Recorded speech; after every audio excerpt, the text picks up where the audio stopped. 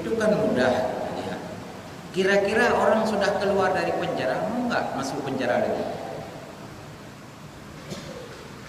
Nyo kunang penjara 20 tahun. Jadi di penjara itu kan pun nak berbeda. Lu udah mana penjara? Nak mana? Berbicara dosa itu apa kembali? Jadi makna gencok itu majali, maknanya pengampunan dosa dengan sebab sakit. Nah, kita lihat dalam ilmu kalam. Hatta anina fi marid kamanukil. Si sakit itu karena imannya kuat.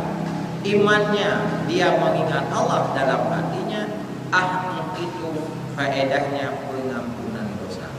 Maka disebutlah dalam tauhid orang sakit, orang kesayangannya. Kenapa ketika sakit kita sadar? Ketika kita sakit bahwa kita sadar diri bahwa apa yang kita lakukan tidak berarti. Apa yang kita lakukan semua tidak lagi berguna. Tubuh yang berguna ketika sakit tidak berfungsi. Hawa disi kameng hai dapat juli. Hawa tegulai mangat pa abah tehana mangati. Kajian secara biologis al-alam mutaghayyir wa kullu mutaghayyir. Hadis al-alam hadis yang namanya manusia berubah. Jika sakit dengan sehat tentu berubah. Nah, dikembali bermakna apa? Karena alam perubahan tubuh adalah perubahan kondisi sakit dengan kondisi sehat maknanya berbeda. Maka sama lagi urangawai kekun. Di situ kan hanya pada kalimat saja sebenarnya. Nyo malam no malam Jumat. Nyo baik apa habis bulan kana di warho. Cuman tak tanya rohnya punya apa jobu. Bahasa ngiyuk bukan bulan kanan, maknanya doa. Mana aja. Kan dah aku ubah bulan kanan. Mak roh apa jobu ke kuai ni. Maknanya doa. Jadi punya makna kembali. Dosa hanya boleh, hanya pengampunan deh. Nah, pakai hanya proses kesadaran deh. Dayu hana deh, maka ampun dosa hana deh. Yang kejadian urung sufi ketika sakit bersyukur kepada Allah. Maka gayang sadar dosa terampuni. Urung sufi beda cara pandang dengan orang-orang sehat dalam pengertian umum. Bani pencuri urung, ganyan kekan astagfirullah, alhamdulillah. Bahkan dalam dengan kadang bahannya nada kau yang nada jauh. Mau urung emosional langsung ke telepon polisi. Dia tidak teringat bahwa pada hartanya itu diambil oleh si maling ada hak orang yang belum kita kasih. Mungkin jaga ke basurah teonoki naha ane buah ane taji ya. Urang kena jaga dana ke buku. Basurah katanya na ada kerja darulah jadi komando lah punya istilah. Jamun betul urang kerja je kepala tukang lah segala macam. Kata tauhid hak-hak kau. Mai dua tu baru mau yang mandung kali. Mihe dia pencuri. Orang yang tidak sadar karena agama, yang dia berpikir pakoni lapor polisi cari habis peng tu beda. Urang sepi kan.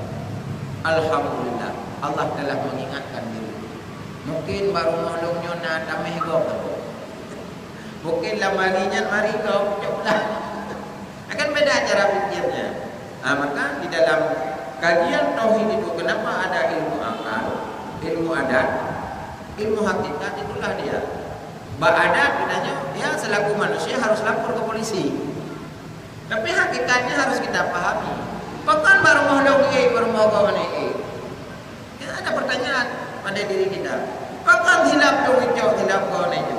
Ada ke hilap itu banyak kan cukup ya hilap. Nanya mengenai hilap kau itu kan hilap hijau. Mungkin mat hilapnya napeng kau macam yang tinggal benar kira-kira dalam pemahaman. Alhamdulillah Allah kagubingan tu. Mi orang je hana puduk je sedikit cidum ya tak mun tak gilon. Kan beda cara berfikir. Nyo mi orang tu ngawat jauh di dulu. Awak jauh di lonyo baik dak kuat. Tarama. Dua we kita dekat. Kan beda. Jadi tergantung sesuatu itu cara pandang. Kalau begitu kembali kepada bahasa itu kan bahasa yang diacehkan. Iwo handi iwo bak tak pahaminya ke yang jadi masalah itu. Iworo. Kau iworonya rohnya nak kiman. Kau membentuk rohnya. Nah, bak tak bayang iworo. Hidup bak jendela teman.